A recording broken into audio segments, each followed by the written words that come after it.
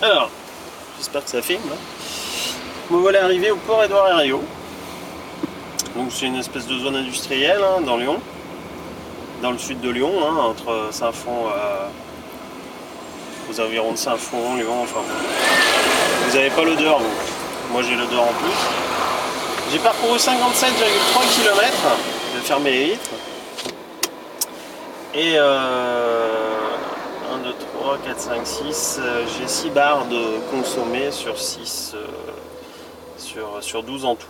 Hein. Il m'en reste 4, 4 barres blanches entre guillemets sur la jauge, puis 2 barres rouges, on va dire que c'est la réserve, les 2 dernières barres. Et voilà, j'ai roulé à 120 km/h là où c'était limité à 130 au départ, puis après, après le péage de Vienne c'est limité à 110, j'ai roulé à 110 à peu près, et puis 105 après la bifurcation vers la 46, la rocade. Donc, ce qui est le plus déroutant, je trouve, quand on roule comme ça à cette allure, c'est qu'on se rend pas vraiment compte, ça change pas grand chose au niveau sensation, au niveau bruit, d'être à 100 ou être à 110 ou être à 130.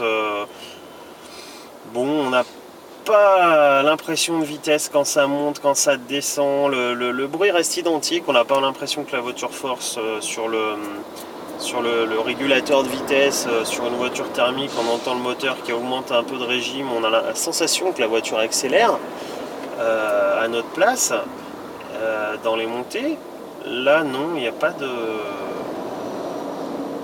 différence. C'est ça qui est assez déroutant, c'est que on a presque l'impression d'être dans un train entre guillemets, parce que dans un train quand même on voit le défilement du paysage parce qu'on regarde plutôt sur les côtés, là on regarde devant, mais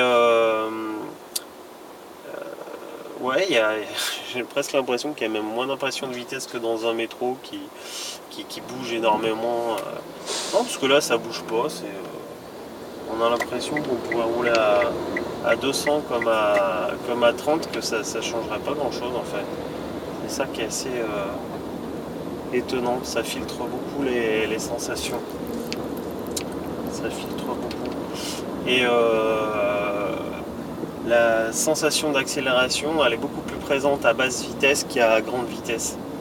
C'est-à-dire que contrairement à un moteur à essence qui donne l'impression que plus on monte dans les tours, plus il va vite, plus il donne l'impression de pousser, finalement le moteur électrique il donne l'impression de tout donner entre 0 et 50, puis qu'après ça diminue la sensation de pousser. Mais bon, faudrait faire des comparaisons avec des voitures qui ont une boîte de vitesse, ou pas de boîte de vitesse d'ailleurs, une voiture à essence, mais pour voir les valeurs que ça donne. Mais il n'y a pas de. Dans une utilisation normale, il n'y a pas. Il n'y a rien à dire de spécial, quoi. Hein. Je veux dire, faut faire attention aux autres. Voilà, si on sent que la voiture prend suffisamment d'allure, on peut passer devant. Si elle en prend pas, on peut pas. Mais on n'a pas les mêmes repères qu'avec une voiture à essence, c'est sûr.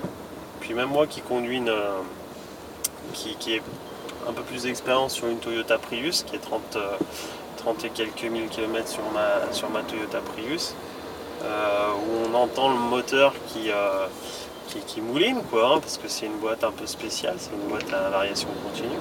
Bon là, ça mouline pas, il n'y a pas de... C'est tellement linéaire que voilà, on a l'impression que ça force ni plus ni moins. Et que finalement, que la voiture soit... Bah, j'ai essayé une Zoé qui est un peu moins puissante, il me semble. Mon frère a une Ampera qui est plus puissante. On a l'impression que finalement, toutes les voitures électriques ont la même capacité de reprise, entre guillemets, presque. Ça donne à chaque fois un peu la même sensation. Il y a moins de différence qu'avec des voitures à essence, des voitures diesel, qui ont des bruits différents, qui ont des rapports de boîte différents. Là, c'est plus lissé sur une voiture. Ça a dû faire bizarre quand même à 2-3 véhicules qui avaient la fenêtre entrouverte et qui se sont fait dépasser par un véhicule qui faisait pas de bruit. Ça doit leur faire mal, ça doit leur faire bizarre quand même. je pense. Voilà. Alors on arrive sur l'entrée du port Édouard Herriot, là où j'ai vu la borne électrique. Je vais essayer de m'y mettre peut-être tout de suite d'ailleurs. Je vais voir. Je vais voir déjà si elle est en fonction, si elle est occupée ou pas, parce que si elle n'est pas en fonction, j'aurai intérêt à rouler très très doucement pour revenir.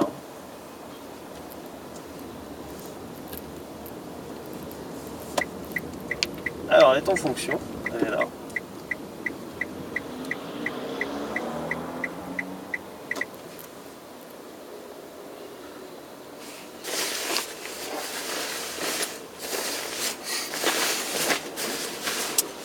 Voilà, bon bah on est arrivé.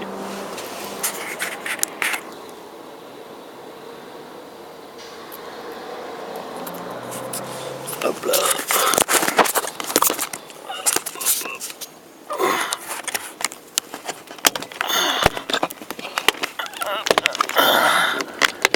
Oh, tu viens.